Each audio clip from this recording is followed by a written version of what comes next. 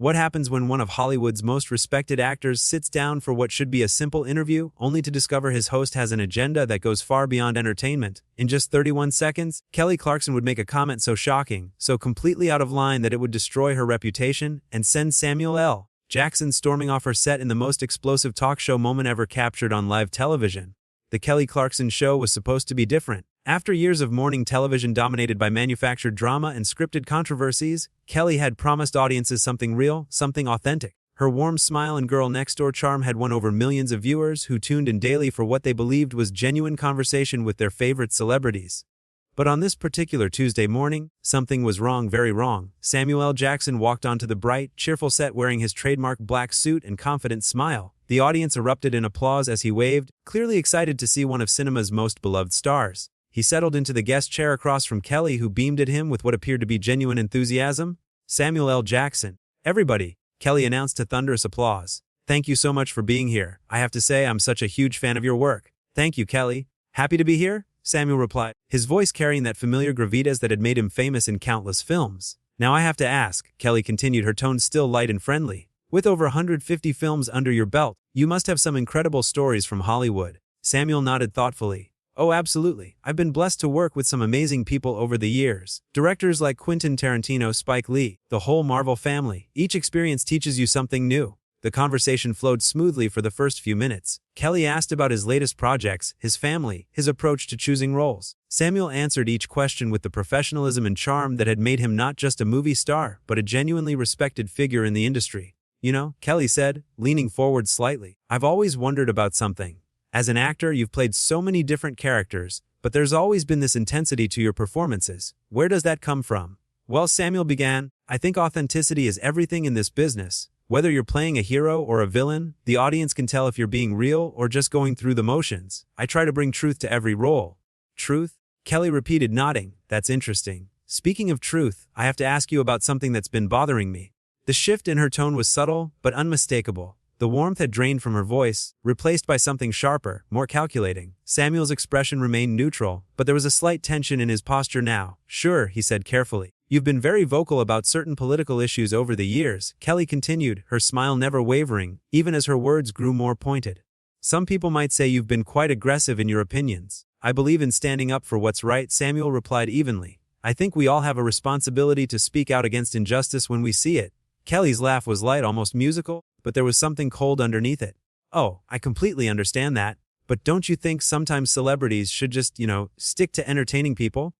I mean, when you start getting political, doesn't that just divide your audience?" The question hung in the air for a moment. Samuel's jaw tightened almost imperceptibly. "I think," he said slowly, "that being a celebrity doesn't mean you give up your right to have opinions about the world around you. If anything, having a platform means you have more responsibility to use it thoughtfully." Right, Kelly said, waving her hand dismissively. "But here's what I don't understand. You talk about injustice and standing up for what's right, but isn't it a little hypocritical coming from someone who's made millions playing violent characters? I mean, how many people have you killed on screen?" "Hundreds." The audience had gone quiet now. Even they could sense that something was shifting, that this wasn't the comfortable celebrity chat they'd expected. "Those are fictional characters, Kelly," Samuel said, his voice remaining steady, but with an edge of warning. "I think most people can distinguish between an actor playing a role in real life. Can they though?" Kelly pressed. "I mean, when kids see Samuel L. Jackson on screen with a gun, shooting people, using language that would make a sailor blush, what message does that send? And then you turn around and lecture people about morality and justice. It seems a bit contradictory to me." Samuel stared at her for a long moment. The studio lights seemed harsher now, the bright colors of the set almost garish under the sudden tension. "Are you seriously suggesting," he said slowly, "that playing fictional characters somehow disqualifies me from having opinions about real-world issues?" "I'm just saying," Kelly replied, her tone still artificially sweet, "that maybe someone who's built a career on screen violence shouldn't be so quick to judge others. That's all." The words hit like a slap. Samuel's eyes flashed with something dangerous, the kind of controlled fury that had made him so compelling on screen, but was now very, very real. "Judge others," he repeated. "Kelly, I think you might want to be more careful about how you frame this conversation." But Kelly Clarkson was just getting started. What happened next would shock everyone in that studio and prove that sometimes the most dangerous person in the room is the one with the biggest smile. "Oh, Samuel," Kelly said with a laugh that sounded like breaking glass. "I think you're being a little sensitive. I'm just having a conversation here." "Sensitive?" Samuel's voice dropped to that low, dangerous register that anyone who'd seen Pulp Fiction would recognize. Kelly, you just accused me of being a hypocrite for having opinions while being an actor. That's not conversation. That's an attack.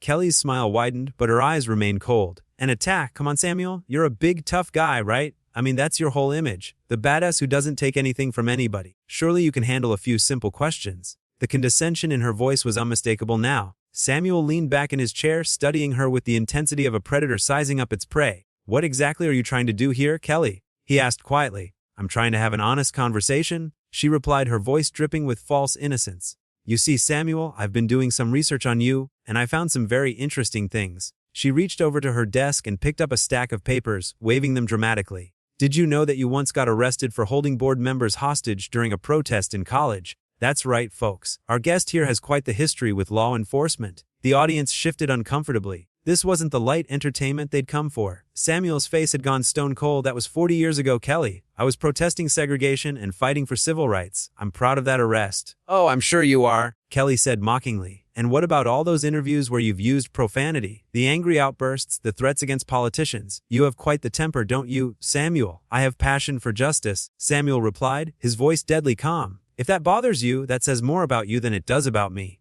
Kelly laughed again, that same brittle sound. Justice, is that what we're calling it? Because from where I sit, it looks more like an angry man who can't control himself. Tell me, Samuel, do you ever worry that you might be part of the problem instead of the solution? The question hit the studio like a bong. Even the crew members behind the cameras looked uncomfortable. Samuel's hands gripped the arms of his chair. Excuse me, he said, his voice barely above a whisper. Well, think about it, Kelly continued, clearly enjoying herself now. You're always talking about racism and inequality, but you've made a fortune playing stereotypical roles. The angry black man with a gun, the criminal, the villain.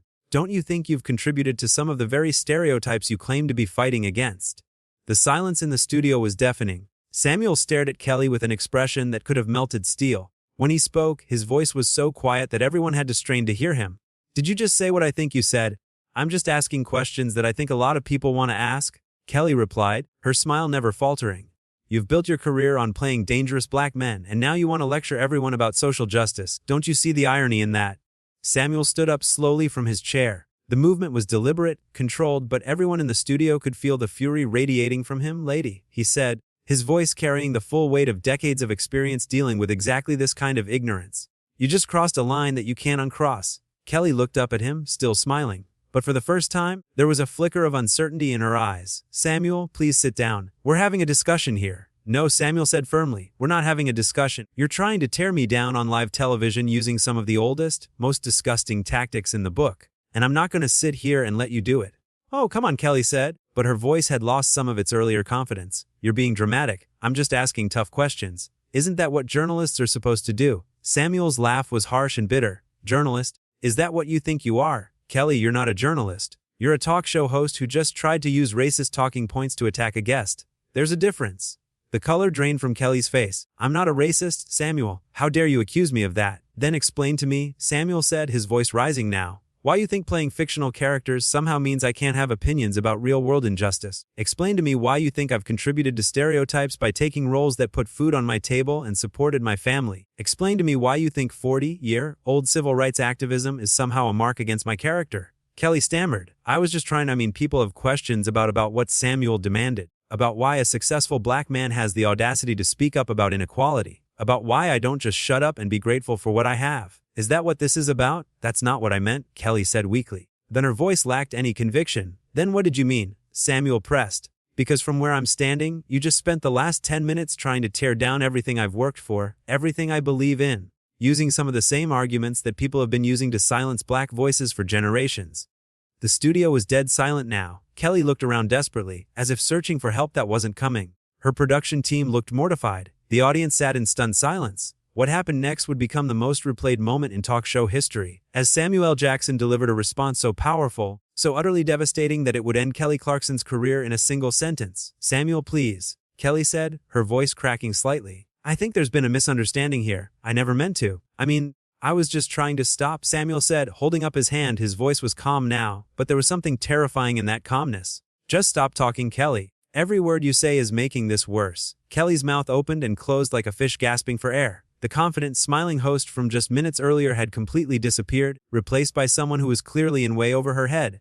You want to know what the real problem is here? Samuel continued, his voice carrying the weight of authority that came from decades of commanding respect in one of the most challenging industries in the world. The problem is that you brought me on your show under false pretenses. You made me think this was going to be a normal interview, a conversation between professionals. Instead, you ambushed me with gotcha questions and racist talking points. They're not racist, Kelly protested weakly. But even she didn't sound convinced anymore. Samuel's eyes blazed. Kelly, you just told a black man that he can't speak about injustice because he's played fictional characters in movies. You suggested that my civil rights activism was somehow a negative thing. You implied that I've hurt my own community by taking roles that supported my family. If that's not racism, then what exactly do you call it? Kelly looked around the studio desperately. Her producers were frantically making hand gestures from behind the cameras, but there was no way to salvage this disaster. The damage had been done and it was getting worse by the second. I call it asking hard questions, Kelly said, but her voice was barely above a whisper now. Hard questions. Samuel's voice rose again. Kelly, hard questions would be asking me about the craft of acting, about the challenges of Hollywood, about my experiences working with great directors. What you did was try to use my success against me, try to make me feel guilty for having opinions while black. The phrase hung in the air like a thunderclap. Kelly's face went white as paper. That's not I would never, she stammered. You would never what? Samuel demanded. You just did, Kelly, on live television in front of your audience. You just tried to put me in my place using arguments that come straight out of the racist playbook. And the worst part is I don't think you even realize how offensive you're being. Kelly's eyes filled with tears, but they weren't tears of remorse. They were tears of someone who had been caught exposed and had no way out. Samuel, I'm sorry if you took it that way, but that's not what I intended, she said, her voice breaking. If I took it that way, Samuel's voice was incredulous. Kelly, there's only one way to take it. You just spent 15 minutes trying to tear down a guest on your show using some of the most disgusting tactics I've ever experienced in 30 years of doing interviews. He took a step closer to her desk, his presence filling the entire studio. Let me tell you something, Kelly Clarkson, he said, his voice dropping to that dangerous whisper again. I have been in this business longer than you've been alive. I have faced real racism, real discrimination, real challenges that you couldn't even imagine, and I have earned the right to have opinions, to speak my mind, to stand up for what I believe in. Kelly was crying openly now, but Samuel wasn't finished. You want to question my integrity, my right to speak about injustice, my contributions to my community? His voice began to rise with each question. Then you better come correct. You better have your facts straight. You better be prepared for a real conversation, not this amateur hour ambush garbage you just tried to pull. Samuel, please. Kelly sobbed. I'm sorry. I'm so sorry. Sorry doesn't fix this. Kelly, Samuel said coldly. Sorry doesn't undo what you just did on live television. Sorry doesn't take back the disrespect you just showed me and everyone who looks like me. He straightened his jacket and looked directly into the camera. To everyone watching at home, he said, his voice now calm and dignified again. This is what we still face. This is the kind of ignorance that still exists, even from people who smile and pretend to be your friends. Remember this moment. Remember how quickly respect can disappear when someone thinks they can get away with it. He turned back to Kelly, who was now slumped in her chair, mascara running down her cheeks, and Kelly, he said, his voice carrying a finality that everyone in the studio could feel. The next time you want to have a conversation about race, about justice, about anything that actually matters, maybe you should learn something about it first. Because this performance you just gave, this ignorant, disrespectful display, this is exactly why we still have problems in this country. Samuel L. Jackson walked toward the exit of the studio with the same dignity and presence he brought to the interview. But now there was something else in his bearing. Something that made it clear that he was a man who had been pushed too far and had responded with the full force of his character and conviction. As he reached the edge of the stage, he turned back one final time. Good luck explaining this to your audience, Kelly. You're gonna need it. And with that, Samuel L. Jackson walked off the Kelly Clarkson Show, leaving behind a host in tears, a studio in chaos, and a moment that would define both of their careers forever. The cameras kept rolling as Kelly sat alone at her desk, the weight of what she had done settling over the studio like a dark cloud. The bright, cheerful set that had seemed so welcoming just minutes earlier now felt like a crime scene. And Kelly Clarkson, America's sweetheart, had just revealed herself to be something far uglier than anyone could have imagined.